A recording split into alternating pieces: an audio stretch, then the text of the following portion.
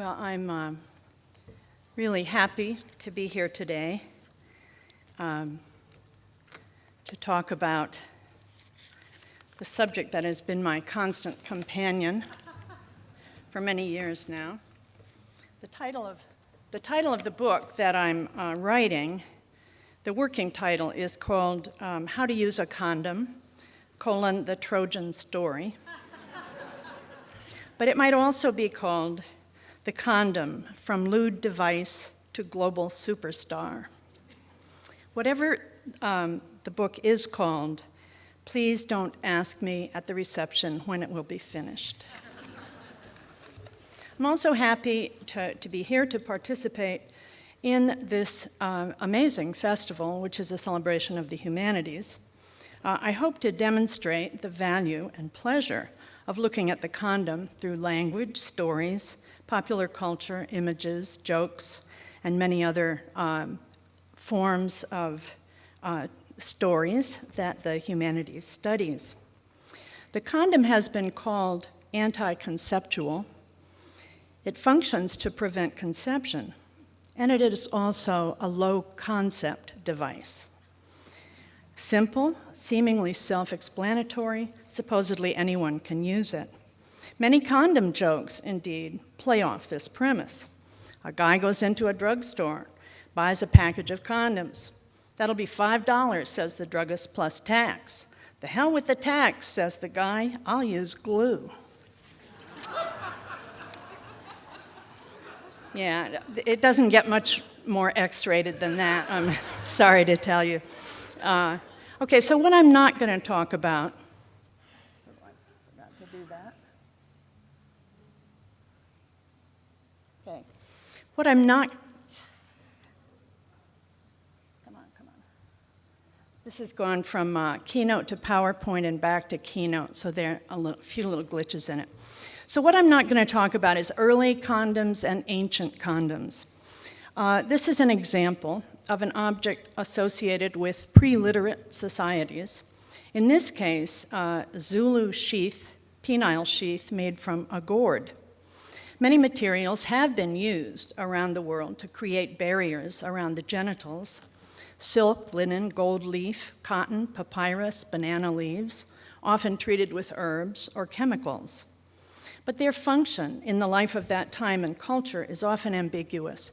Is it contraception, disease prevention, decontamination, for example, from the woman's body, decoration, or protection from physical injury, for example, someone hunting? Often, we don't know. Not that our ignorance prevents rampant speculation. Here is an image of the Egyptian god Bas, taken from a temple that dates from the era of Cleopatra and Ptolemy. He is said to be wearing a penile sheath. Its purpose, we don't know. Supporting evidence, where is it? Hieroglyphics, can't read them. Medical historian Norman Himes spent years trying to sort fact from colorful mythology for his medical history of conception, and it is perhaps impossible. Our confusion or ignorance today over the function of ancient condoms is demonstrated by the Greek and Roman myth of Minos and Pasiphae, or rather, by the multiple contradictory versions and interpretations of the myth. So reading from this slide, the semen of King Minos of Crete was infected by snakes, scorpions, and centipedes that killed all his mistresses when he ejaculated. Procris, a young woman indebted to Minos, which is another story, had the idea of placing a goat's bladder in the vagina of his female partner for protection. This is said to be the birth of the condom. But there are disagreements over every aspect of this myth. Disagreements over what the goat's bladder represents. Is it a male condom, a female condom, or something else? Is it for birth control or disease prevention? How did he get the scorpions or serpents in his sperm? Was it a bladder or herbs or a supernatural curse or cure that made him okay? And if that isn't enough to make you a bit skeptical, here is an image purporting to be King Minos. It looks a little familiar. We just saw it as the Egyptian god Bas. And what, pray tell, are those penile sheaths on the two attendants?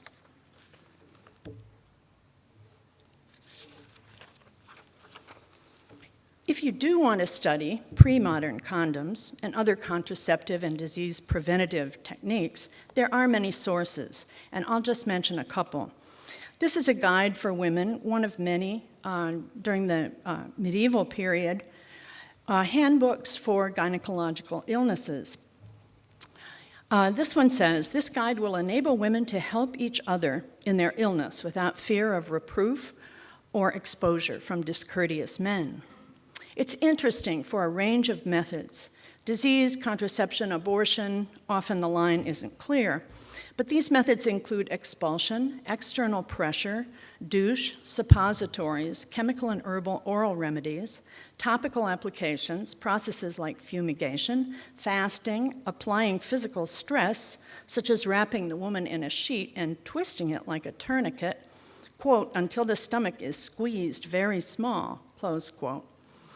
My favorite tip advised a woman to place the bloody carcass of a rooster on her bed. Intercourse, says the handbook, is then unlikely to occur. And I'm pretty sure that was the case. Here's Casanova, re-envisioned by an artist at University of Illinois named Heather Alt in a series she did. And here he is in this very famous print in which he's testing his handmade condoms, and he was quite picky. This is just a poster from the Contraceptive Museum. It was founded in Toronto. It's now in Cleveland, along with the Rock and Roll Hall of Fame. And this shows many, many versions and many tools and other kinds of things for all of these things. But my real talk today begins with the modern condom in the United States. This history is enmeshed with other histories. I tried to bring a laser pointer, but the batteries had corroded and it didn't work, so you'll just have to sort of follow along.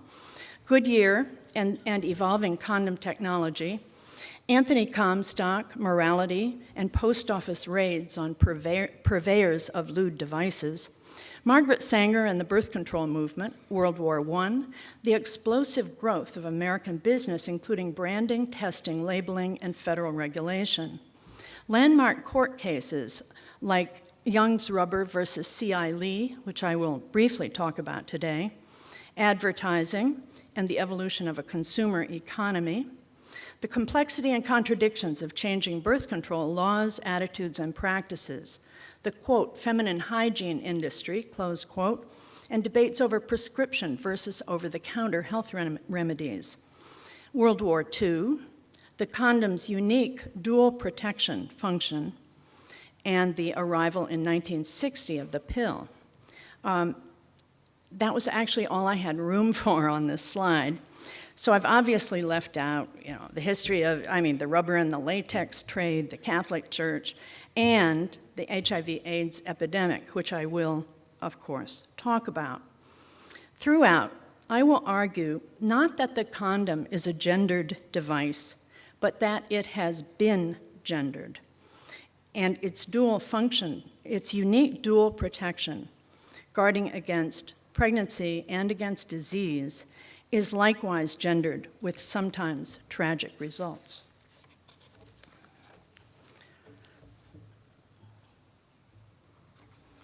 These are just a few condoms in the modern era. These are mostly made out of skin and usually from the intestines of a sheep. If they were carefully washed, they could be used more than once, and they were sold with, you see the string to tighten it at the base of the penis. That sometimes was different colored ribbons. And I put that in because that was the prevailing form of condoms until Goodyear's vulcanization of rubber. Oop. Sorry. Where do here's what I want to do. Oh, well, I hope it'll stop pretty. Oh.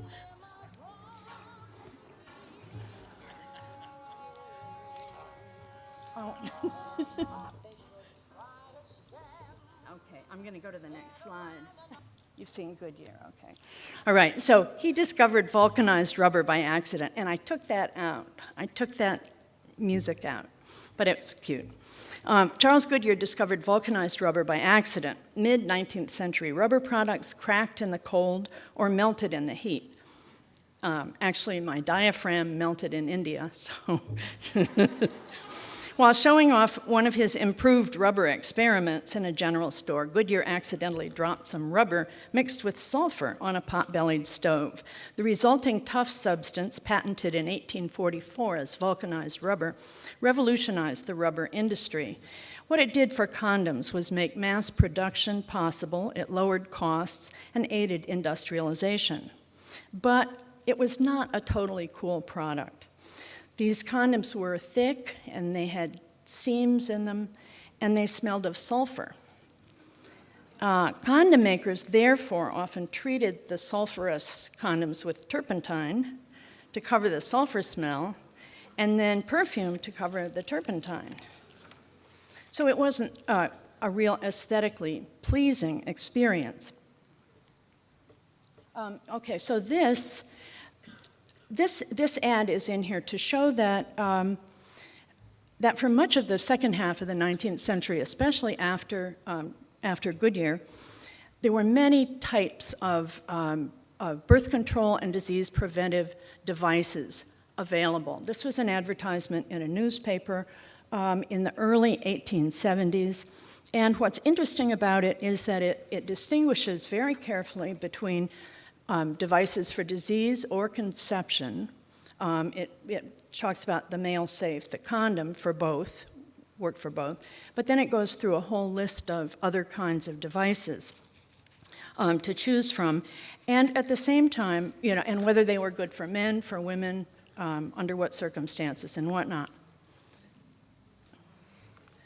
That really all ended with Anthony Comstock, an anti-vice crusader, who in 1873, working through the New York YMCA and the Anti-Vice Society, got Congress to pass a federal statute forbidding interstate commerce in contraception, which in this statute defined birth control as obscene for the first time in US history. The Comstock Act prohibited the use of the mail system to transmit obscene materials, articles addressing or for use in the prevention of conception, including information about birth control devices or birth control devices themselves. And in addition to the federal statute, then there were a number of state statutes that, because condoms function to prevent conception as well as STDs, these laws impinged on the industry as it developed in a variety of ways. Depending on the state and community, it criminalized condom advertising, display, sale, purchase, mailing, interstate commerce, and in some cases even personal possession. While exceptions and loopholes existed, one overall effect was to discourage the condom industry from developing on a national scale or providing information to the public in a coherent way. For example, the ad that I just showed you before. No national advertising to the public occurred except in trade publications like American Druggist. Three events contributed to the erosion of Comstock. The first was a rampant syphilis and gonorrhea epidemic in the US and Europe, a silent killer that has been called a conspiracy of silence among men, often an infected man and his physician. So as not to offend women's sensibilities, they weren't told anything about this. So women were ignorant of, for example, why their children might be born stillborn or blind. This is a famous painting that occurs in many, many different forms in different countries, but it shows death as a hooded skeleton watching a race between tuberculosis, syphilis, and cancer. And the moral is showing the annual death rates that the contagious diseases lead the pack and the public should avoid them. Because of the seriousness of syphilis and gonorrhea and their effects on the innocent, that was part of a reform movement to begin talking about sex. The First World War, which the US entered in 1916, was another impetus for making condoms more available and sex education. The military was shocked to learn how many enlisted men had syphilis, and this would be a severe drain on manpower. Historian Alan Brandt has cataloged the continuing debate over sexual hygiene. Should morals or medicine or military concerns, interests prevail? Should it be strength of character, or should it be condoms? The official position throughout World War I was that character was the most important thing, but in reality, condoms and various forms of treatment were provided. This is labeled a venereal prophylaxis unit, and I found this on a website that has war memorabilia, and they didn't quite know what it contained, but there was a lot of interesting speculation on the website. The First World War, despite this lack of official condom distribution policy, condoms were nevertheless distributed in large numbers.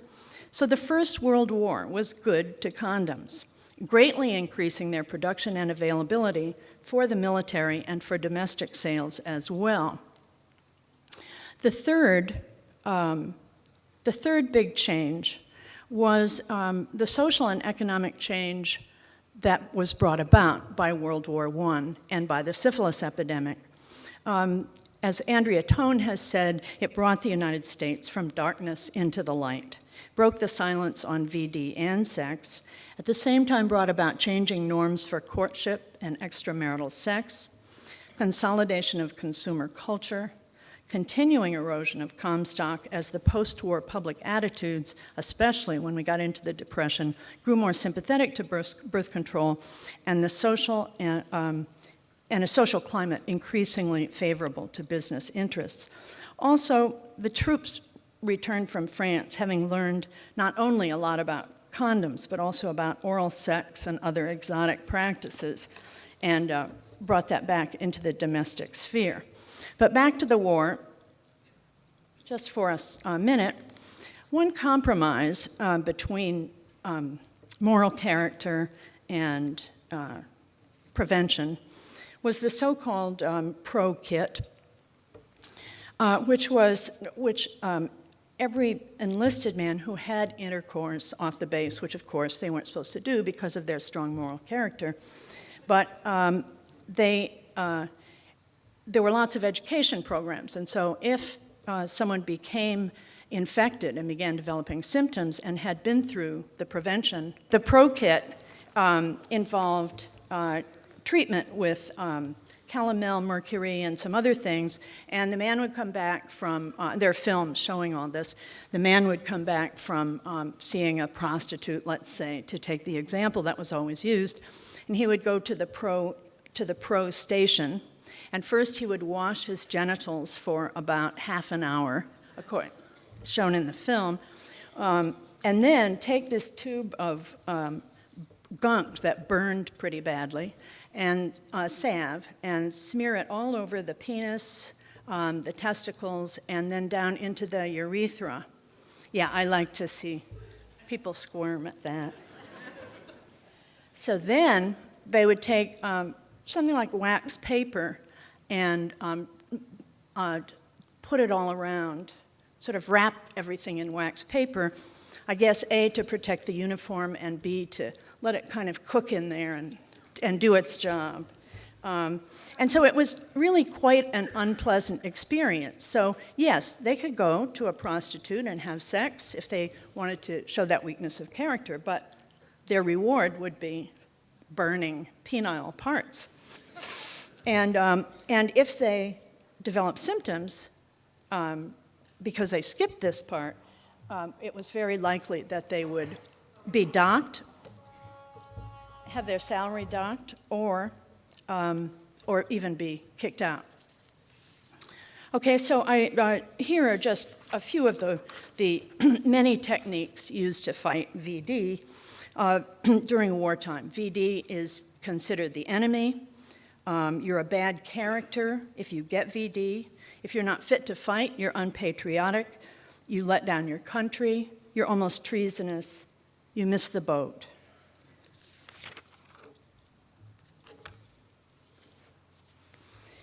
Here, guilt. You're letting down the flag, the wife, country, military, everything. And it's a preventable disease. So you are a worm who doesn't deserve to live, as we can see from the guy who's there. Now, after the war, the industry's massive wartime condom production now left the country absolutely oversupplied with condoms. Sleazy brands abounded without regulation, quality control, or guarantees to the consumer. Many, such as these, used frisky language and visual imagery and employed sexually suggestive names and labels to advertise the nature of their wares. These alluring names and images, though I'm not sure about the German Shepherd in the middle, followed in the notorious footsteps of late 19th century surveyors of patent medicines whose pioneering chromolithography produced highly decorative and colorful advertisements and whose exaggerated claims and imagery unleashed aggressive reform initiatives and indeed led to the Pure Food and Drug Act in 1906. But condoms remained entirely unregulated. There were two men who began to change this. One was Julius Schmidt, who had been a sausage maker in New York. And in 1880, he converted his equipment to make condoms out of lamb intestines. And he was famous for developing the brands Ramses and Chic. The second man was Merle Youngs, a conservative merchant of rubber goods from upstate New York, who entered the condom market in 1916, convinced that what America needed was a high-quality, reliable, discreet, and reasonably priced condom, and that consumers would be willing to pay a premium price for such a product. So here's Ramses. Like Young's, he sold in drugstores only so as to have better quality control and make a great deal of profit. But also has this kind of colorful, suggestive packaging. Oh, this is Chic. Yeah.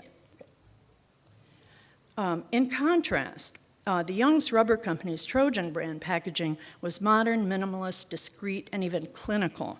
Beyond discretion, the helmeted Trojan warrior, still familiar to us today, signified strength, heroism, and masculinity. And evidently, he meant to invoke those things and not the Trojan Wars, the Trojan horse, the defeat of Troy, and Helen, who certainly was no epitome of discretion. Trojan packages also carried, they carried the guarantee of drugstore-only retail sales, and they also noted sole distribution by Young's, in contrast to many condom makers whose products provided no company information or no authentic information. So Young's built his company up along with his product.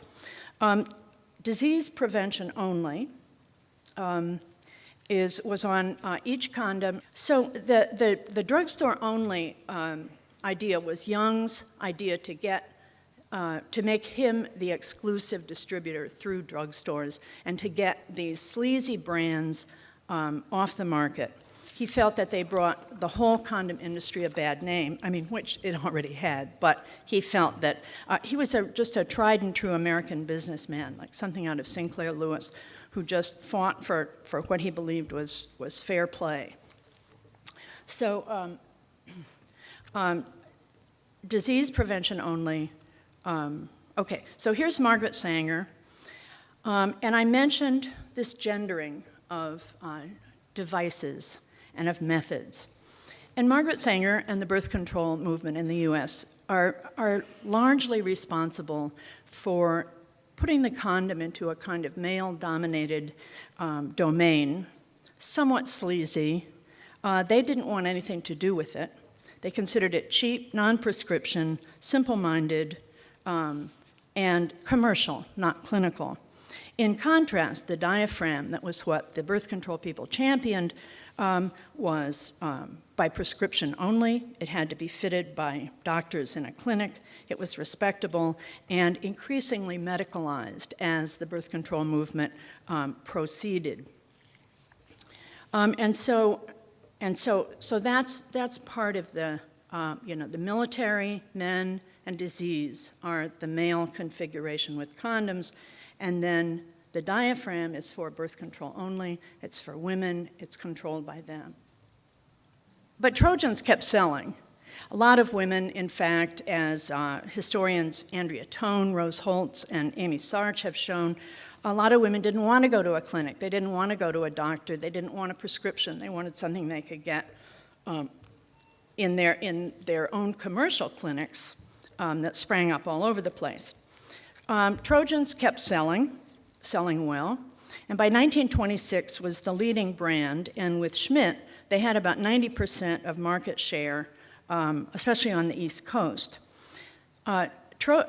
Young's then applied for and obtained a federal trademark, which you see right in the middle of the bottom part of this, which then appeared in all his advertising, along with the drugstores only campaign and his guarantees. Then, in 1927, a rival condom merchant named C.I. Lee began producing and selling condoms under the Trojan name. They were exact duplicates, and Young's got an injunction and then took Lee to court for trademark violation. Well, this ended up going on for 4 years. First, the lower courts would throw them both out of court. You're a bunch of scoundrels. This is a horrible product. It should never see the light of day. Get out of my courtroom. But Young's just kept persisting and kept appealing. And finally, a federal appeals court in 1931 said that he was a good businessman. He had tried to be ethical. He sold in drugstores only. This was a very clinical product. It was for disease prevention, and surely even Comstock didn't want the country rampant with disease. And as long as he intended selling them for disease prevention only, he could go ahead and sell them. Well, throughout these court proceedings and continuing afterwards, Young's began running these amazing ads. You've seen the ones that were typical of Trojan and the packaging. But this is one of the ads about piracy, intellectual property piracy. And Kelly Gates and I have written another paper about this particular case and about these ads, in which we speculate that this may have been one of the first only cases where nautical piracy and intellectual piracy actually come together, sort of literally, in this figure of the pirate. I'm not going to, I could spend 8 days just on this, but we'll move on. This is a great example. Not all of the ads were about piracy, but this shows exactly what Young's considered respectable. Sales in the sunlight through the pharmacy, not in the shady side of the street where bus stations and pool halls, barbershops were selling sleazy condoms. He said they were so abundant, they were hawked like peanuts, even in schoolyards. So from price lists and packaging, and even the Trojan logo and trademark, that boilerplate changed little. But in this series of ads that went on till World War II started, each one made a different sort of economic argument. And this one actually begins with a whole series of testimonials by druggists about how great it is to have, Trojan condoms, bringing the customers back all the time, and and it gave them a profit. And the profit was enormous. I mean, what druggists said was, condoms pay the rent. So the markup from, very cheap to make, but this premium brand through the drugstore could be marked up by enormous amounts. Okay. So to sum up, this is another example of the condom's unique dual function, where it would be nice if we could bring those two circles together and have them just overlap, which is what they do in the condom as a product. But all of these different restrictions, different laws, different cultures, different ideologies keep them separate in different domains. And so the dual function is really lost in a sense. And I'll come back to that. The AMA, American Medical Association, always on the lookout for medical fraud, quacks, people making claims. They finally begrudgingly sort of said, okay, condoms can be sold in drugstores. They're over the counter. Well, they're really under the counter, but we don't really care about that. But what we do care about is feminine hygiene advertising and sales, bootleg birth control, a multi-million-dollar industry, and some of these things were probably effective in reducing the likelihood of pregnancy, but with some strings attached. I mean, so here's Lysol, which was used as a douche after intercourse, but you had to dilute it about 10-to-1 with water. And, all of us being the way we are, we think, well, if it diluted, it can, keep me from getting pregnant, then at full strength, it should really keep me from getting pregnant. So a lot of women were burned and otherwise injured. And the interesting thing is that the language used throughout the hundreds and hundreds and hundreds of ads that still exist today, they get around the Comstock Act by using this kind of dual language and double meanings. So at one point, so they talk about things like a womanly offense, and the husband is shown in some of these stories and scripts driven away, and the wife is there horrible and crabby and frustrated, but we don't know what's her offense? Is it body odor? Is it that she won't have intercourse because she has no birth control method? Or is it because her kitchen floors are dirty? We just don't know. And while they were well known as contraceptive products, we don't know about how women actually read them. Okay, the 30s, to move on, here's another one of these.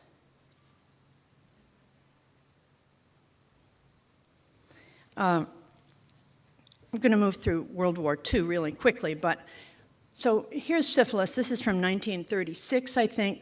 So post-war, all this education, the country awash in condoms and birth control and everything else, the government withdrew its funding for syphilis and VD prevention, and so the rates went way up again.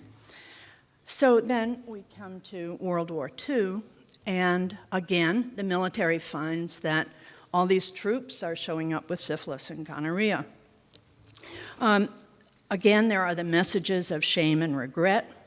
The word cure here, VD can be cured, is interesting, and it changes in the course of the war as sulfa and then penicillin gradually supplant the good old Prokit. And during the war, a lot of condom names come out of the military, so Convoy and Sûreté and Patrol and things like that.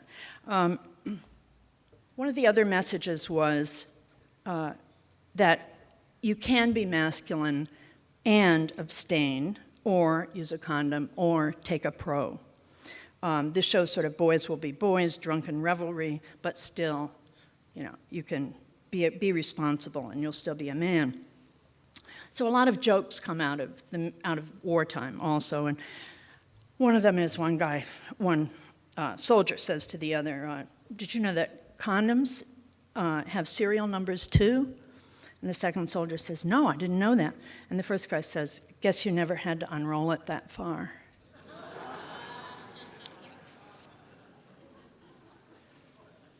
One of the other features of World War II was that people could use the rhyme of axis with prophylaxis. But again, you see the enemy is the axis and it's VD. This is one of many, many story booklets widely distributed to troops. Here, for service to Tojo. So here's a guy, a sergeant, who got a Purple Heart. And this younger guy is kind of worshiping him, and he says, my Purple Heart should be given by, the Emperor of Japan, by Tojo, because I went to a prostitute. I was a wise guy. And then he tells some of the symptoms and all that, and I didn't recognize it, and so my Purple Heart is really for service to Tojo. And here at the end, he also gives some tips and also says, never diagnose yourself, always go to a doctor. Another message that came in strong in World War II. This is from Australia. But the main message, as Alan Brandt has shown, is that VD, yes, stayed identified with the enemy, but it also became identified with women. And here you see the woman who is labeled venereal disease is toasting Hitler and Hirohito. These are condom packages that are made to look like matchbooks. And the one in the lower right, for instance, says, easy to pick up. And you see VD and a woman there. She may look clean, but pickups, good time girls, prostitutes, spread syphilis and gonorrhea. And this may look very familiar to those of us who've seen a lot of HIV, AIDS prevention messages. It's almost like they get rolled out and then stuck in a vault somewhere, just pulled back out for the next STD epidemic. Here we have a waitress or a single woman, a whore. Who cares? It's a woman. Stay away from her. This is another booklet, a real treasure. And here we get a lot of messages about prevention. The key one is 20 feet of space. 20 feet of space between you and any woman. And this was retained for post-war public service announcements and little films. Stay away from women except your wife. Stay away. Here you see VD, the worst of the three, worse than Hitler, worse than Hirohito. And here she is again. Many films on this subject and some very acclaimed films. Again, The Cure. During the war, Young's Rubber ran big full-page ads, just like the pirate ones and the drugstore ones, but here with patriotic messages. Many companies, of course, did the same thing. And here he's celebrating the year to come. And occasionally in these ads, he said, we are pleased to have made our modest contribution to the war effort by basically, selling the armed services a gazillion Trojan condoms. So after the war, this is an ad for Trojan's Trust. Meanwhile, the markup is continuing and getting even more extraordinary, the profits from these countries. But, okay, so now 3 events spell the death of the condom, supposedly. That's what's predicted. One is penicillin, which now makes VD not so lethal, just curable easily.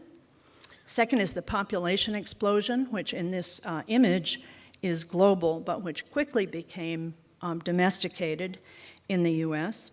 And on the far right is Andromeda breaking her chains, and that was the image on the first package, first advertisement for Enovid, the first oral contraceptive. So here we have, a woman free at last. The conventional view, This is just, this is one of the ads for Contraceptive Foam, which of all the different manufacturers, they were probably the most conscientious about the environment and population stuff. And some of their ads even show looking down at congested traffic or looking at logging in woods. And that's kind of interesting. Here also you see the same text, but white couple on the left and African-American couple on the right.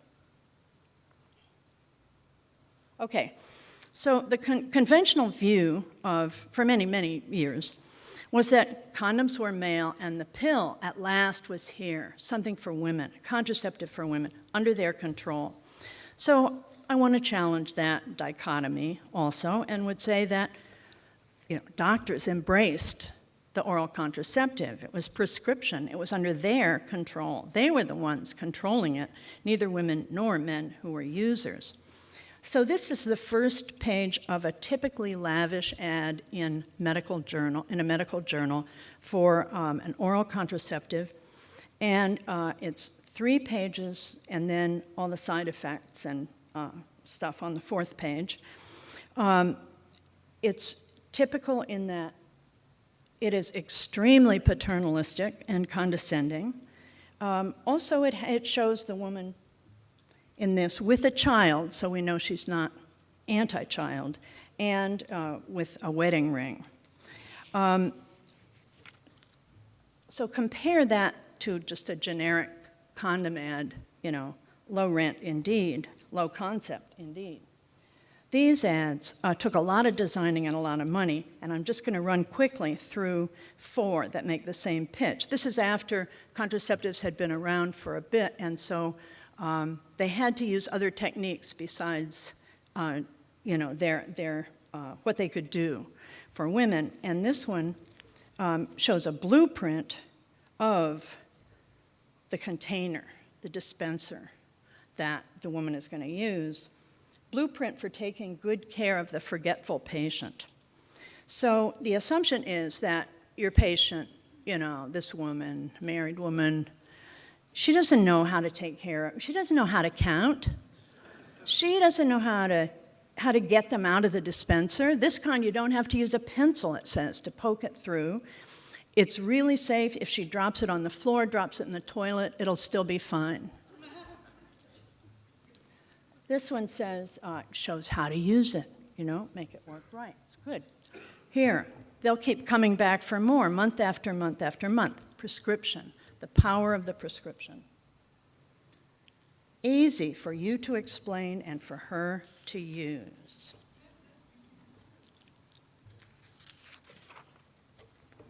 Okay, so now we come to the glorious 70s.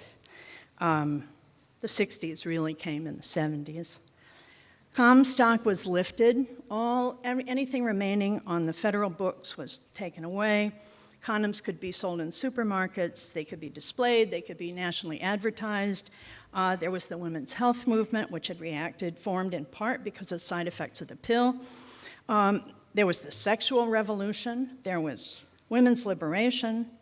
So all this stuff was going on. And this is a quite amazing, large, stiff poster that's on an easel, so you can use it for teaching. And this is designed by a doctor in Texas and was used for family planning. And every single method is there. The condom is, this one, oh, you can't see my hand. But the condom is the sort of thing in the middle, about 2/3 of the way down, that has decayed since the 70s. But, everything is here. And it's presented very neutrally without moral judgments at all. Even so, the doctors evidently weren't reading much about what was going on in the world, and so they were quite clueless about women's liberation. So I think this is Enovid again, trying to say that we learn about women, we know, they're in this, they're having a revolution. And so here's Betty Friedan, Kate Millett, and The Sensuous Woman by Jay, all mixed together as women's liberation. And, the sensuous woman is the one who said, greet your husband at the end of a day, wrapped in saran wrap and nothing else, and with a rose between your teeth. Nevertheless, despite predictions about the fate of the condom, condoms did not die.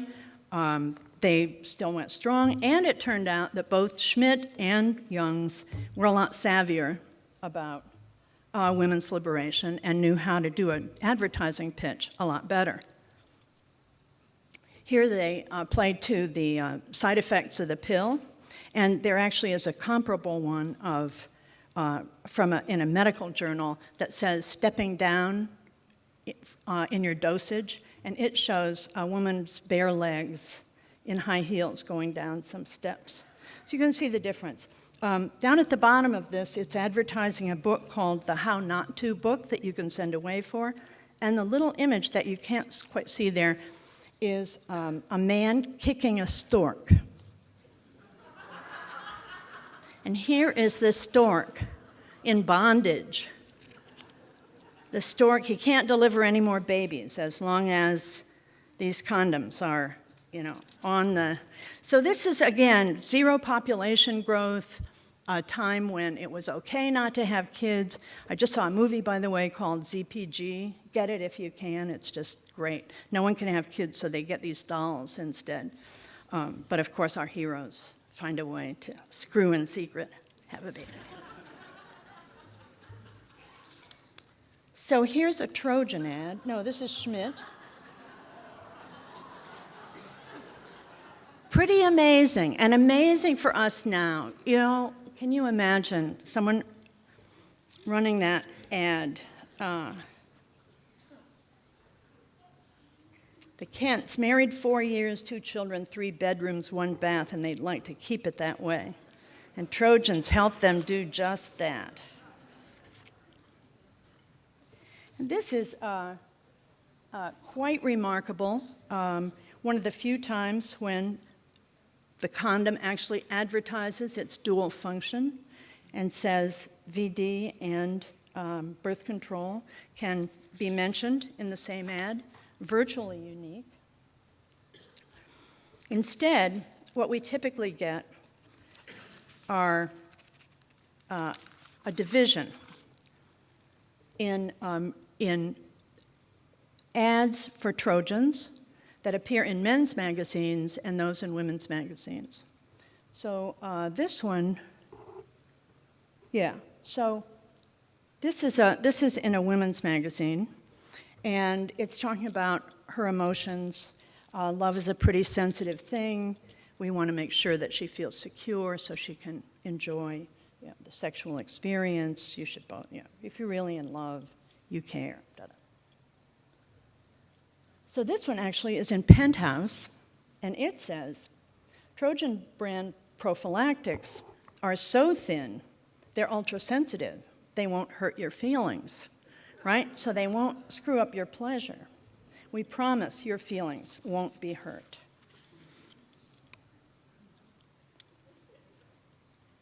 That's just one more. So in these cases, you see the images are very similar in the two kinds of publications, but what the manufacturers found, to their surprise, Trojan and Ramses and Chic, was that the women's magazines would not take anything that alluded to VD, anything that alluded to sexual pleasure, anything that wasn't absolutely clinical about, this is a product to help you protect your health, but not against VD. Okay, so this is the end of the 70s, and this is for a guy. Sort of in a Bob Dylan pose, but not Bob Dylan. Not that freewheeling. And here is a comparable ad for a woman. We could talk about that for a while, but we won't. And here it is, 1980, the world is about to change. So, as you can see, so by this time the pill has the big market share. There are IUDs still around. There are, there are, yeah, and this time she really means it. Okay, so in this ad, which is interesting, so this is 1983. AIDS is known by now, but it's not mentioned here. Instead, herpes is mentioned, but it is relevant, and it does talk about gay men as well as about heterosexual people. Then we begin to get gay activism around HIV. I'm getting out of sequence a little bit here, but this is the ACT UP thing, of course. And so part of their activism was not ACT UP, but of gay men, was publishing a book in 1983 called How to Have Sex in an Epidemic. We don't know what this is. We don't know if it's a pathogen. We don't know what's causing it, but probably we think it's a regular STD, and condoms can help prevent against it. So let's everyone use condoms. We don't have to ask people to be tested. We don't have to ask them whether they're sick or not. We just will all use condoms. And it was the beginning of a very ethical kind of policy, but using a lot of imaginative techniques to get it across. And most of those are X-rated, and unfortunately, and not on purpose, I just couldn't find them when I was putting this together. But if you want to look at some, ask me afterwards. Okay, so then now we get the collision of this horrible epidemic, the possibility of condoms being incredibly useful, the Surgeon General, who's a conservative, saying the whole world should be using condoms starting at the age of 9, I think he said. And here are the druggists. Heavens to Betsy, you want us to sell what? Surrounded by sex and sleaze. Here again is a play on, the archetypal rite of passage for young men. But again, not a word about HIV. But here's from Supermarket News, AIDS Transforms Condom Marketing. And we begin to see some changes.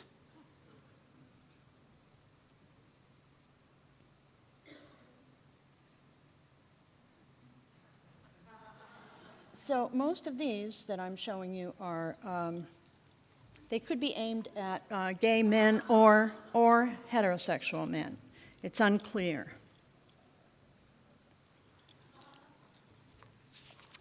But now we come to women, probably the saddest story of the AIDS epidemic. This is from 1991, so 10 years into the epidemic.